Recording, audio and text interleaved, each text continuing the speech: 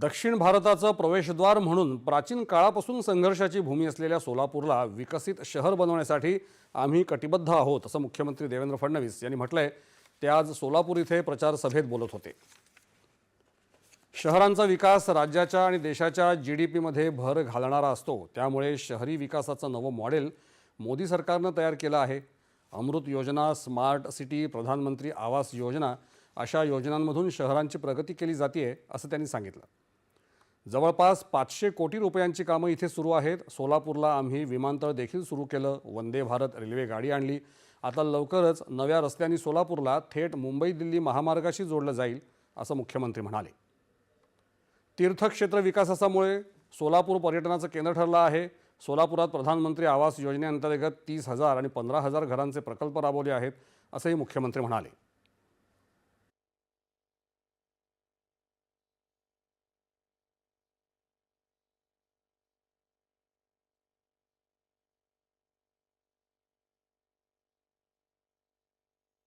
पंढरपूर, तुळजापूर, अक्कलकोट, गाणगापूर हे पर्यटनाचं सर्किट आपण केलंय आणि त्याच्या मध्यभागी असलेलं आमचं सोलापूर हे खऱ्या अर्थानं या ठिकाणी पुढच्या काळामध्ये पर्यटनाचं इंजिन म्हणून, पर्यटनाचं न्यूक्लियस म्हणून या ठिकाणी काम करणार आहे। सोलापूर प्रधानमंत्री आवास योजनेचं एक सर्वात मोठं उदाहरण आहे। मागच्या काळात मालकांनी आम्हाला बोलवलं होतं, 15,000 घरांचा प्रकल्प आम्ही त्या ठिकाणी उद्घाटित केला। त्याच्या आधी 30,000 घरांचा प्रकल्प उद्घाटित केला। गरीबातल्या गरीब माणसाला घर देण्याचं काम आपण करतोय।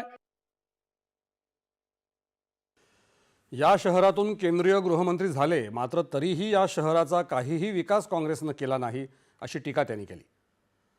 सोलापुरात इचलकरंजीसारखा यंत्रमाग पॅटर्न राबवू, सोबतच IT पार्क उभारू अशी ग्वाही त्यांनी दिली। सोलापूरच्या विकासासाठी भाजपाला निवडून देण्याचं आवाहन देखील देवेंद्र फडणवीस यांनी यावेळी केलं।